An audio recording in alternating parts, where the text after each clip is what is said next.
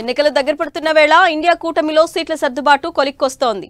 ఉత్తరప్రదేశ్లో ఇప్పటికే సమాజ్వాదీ పార్టీతో సీట్ల సర్దుబాటు చేసుకున్న కాంగ్రెస్ తాజాగా ఢిల్లీలో ఆప్తో సీట్ల పంపకంపై నిర్ణయం తీసుకుంది.